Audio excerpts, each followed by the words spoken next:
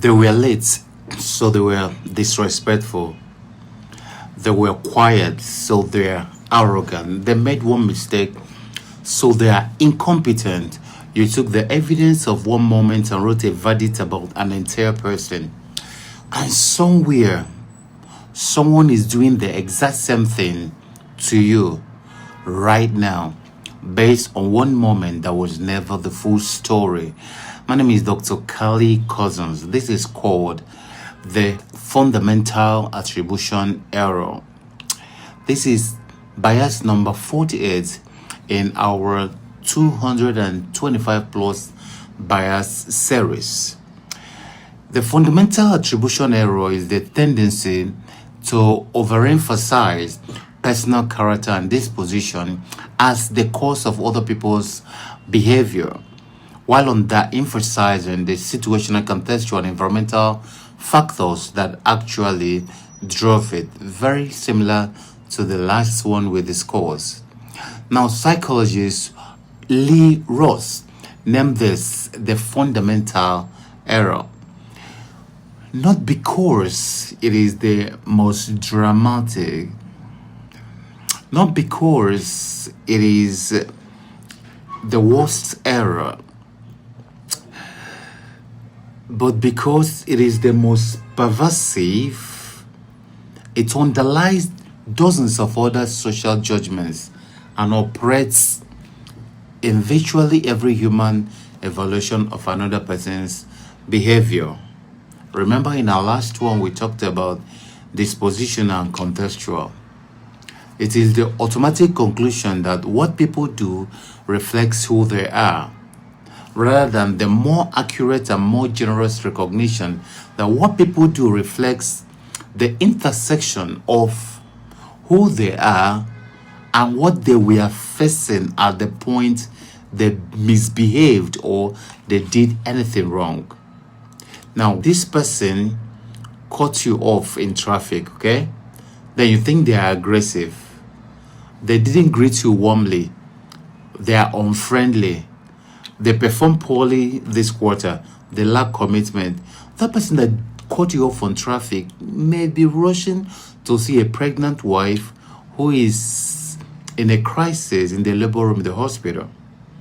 So in every case, you reached past the situation and go straight to the jugular of the character. And in almost every case, the situation had far more to do with what you are seeing that you have allowed yourself to see.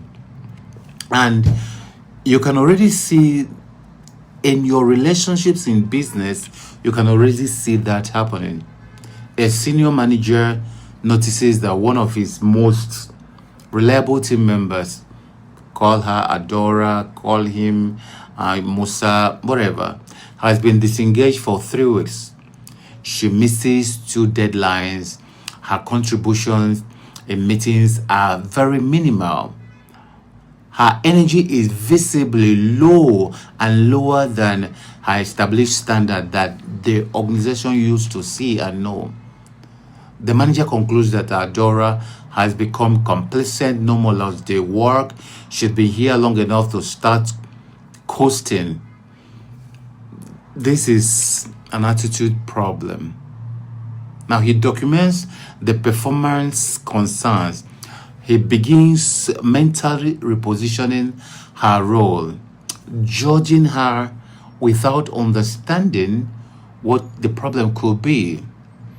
What he doesn't know and never asked about is that Adora's mother was diagnosed with a serious illness 4 weeks ago. She's managing hospital visits, late night, stay with the mother, family logistics, emotional devastation, while still showing up every single day. Her behavior was also entirely situational, but his conclusion was entirely dispositional. Now, his response, built on fundamental attribution error, is about, his human nature. This always costs people their most loyal, most capable team member. At the moment she needs you most, she never got you. This also devastates client relationship in business. It devastates client relationships in business. A long-standing client reduces the engagement without explanation. Now the business owner concludes that, yeah, they no longer value what we offer. They've probably found a cheaper alternative. We don't care, blah, blah, blah. Now he begins mentally rewriting off the relationships and reducing his service investment in the client. That may not be the whole truth. What was actually happening to this client? The client was navigating an internal budget freeze that had nothing to do with satisfaction or perceived value. It is in the client's organization. Something devastating is happening and he or she is trying to manage.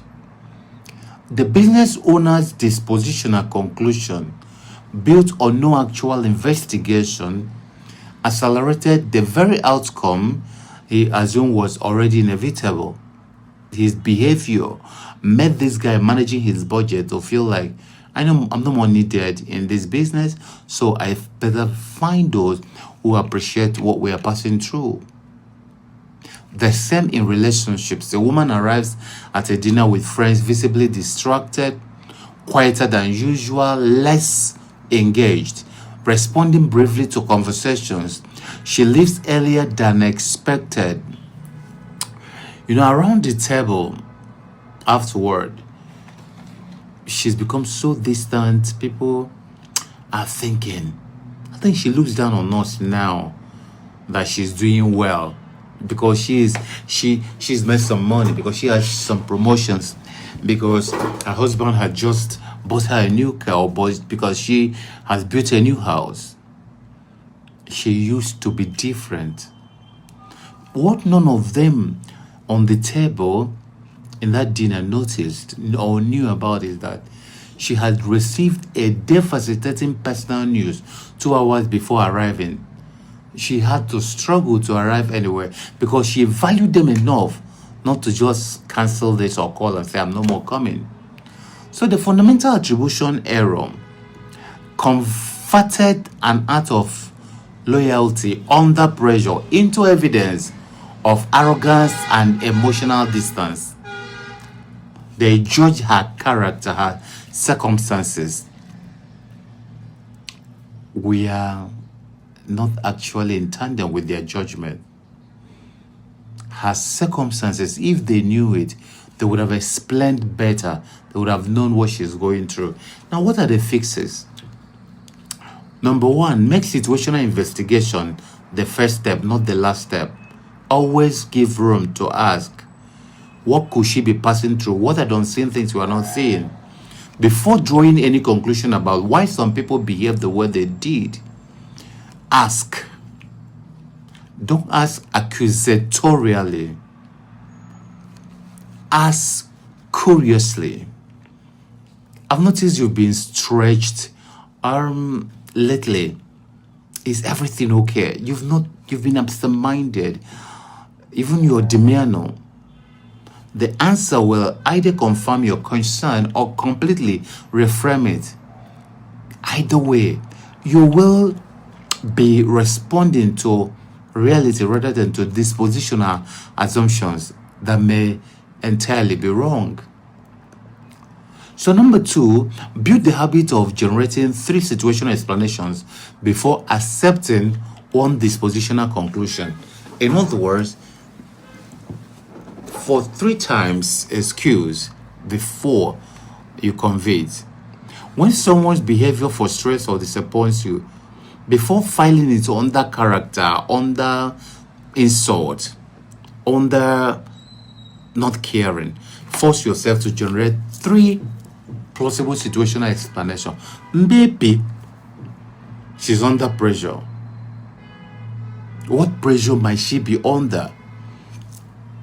What constraints might exist that I cannot see? What context might completely explain this behavior? Yeah, this is not encouraging you to be naive or to be naively generous.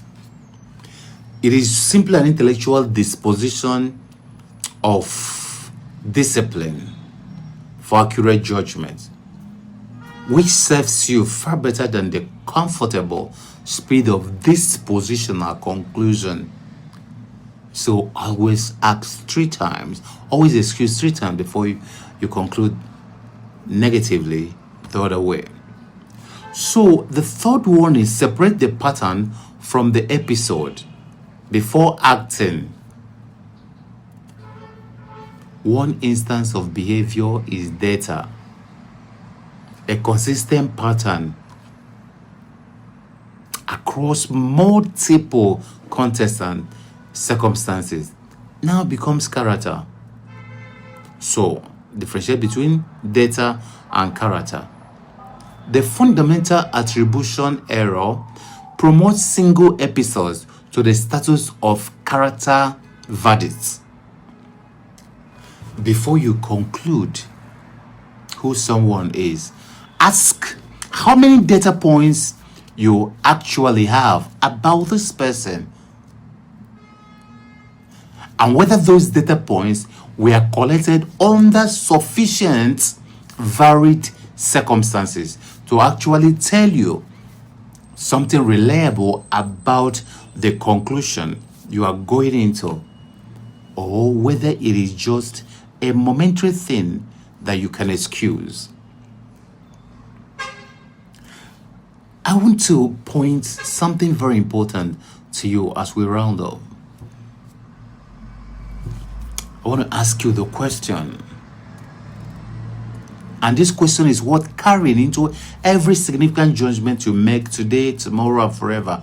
Are you evaluating the person or the pressure that we are under?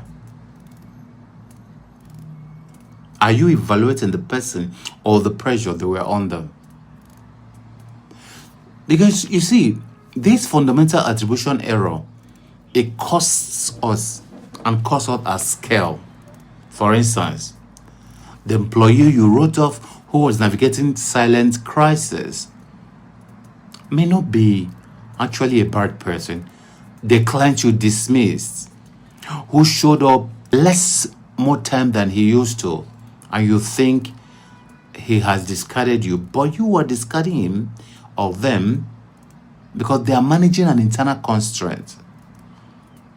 That friend you distance from because you think he is distancing himself or herself from you could be fighting battles that you are not seeing.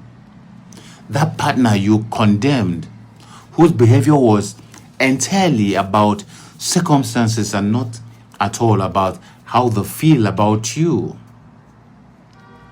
There was this man who used to pass through our street when we were younger. He used to smile, and when he gets to where we are, he'll keep smiling and go out and walk past without talking to us. We've wanted to know why this man hates us so much. He will be smiling and he will not even look our way. We found that there was an accident. He was a vulcanizer or a welder. He had an accident where he was welding something or vulcanizing a tire and it busted, and the accident cost him all his lips. So every time you see him, because he doesn't have lips, it appears as if he's smiling. When we now found out what the problem was, wow, our sympathy went to him, and we found out that we've been judging him the wrong way. We've been judging him the wrong way. So, very important to note that every one of the people you meet every day, workers, bosses, friends, colleagues, they deserve the same question you would want them to ask you in your worst moments? What were they carrying that I couldn't see? What might be the problem that can explain everything in a better fashion? The most effective leaders ask those questions first. The most enduring relationships are built by people who make it their default response to seek explanation for confusing behavior. So, it is very important to investigate before you conclude. Understand before you judge. And extend to every person you evaluate the same situational grace you would want extended to you on your most difficult days and most difficult times. Character is reviewed over time. Circumstances explain the moment. You need to know the difference. Share this with every leader, manager, and partner who needs to ask one more question before writing that final verdict. See you tomorrow. Let's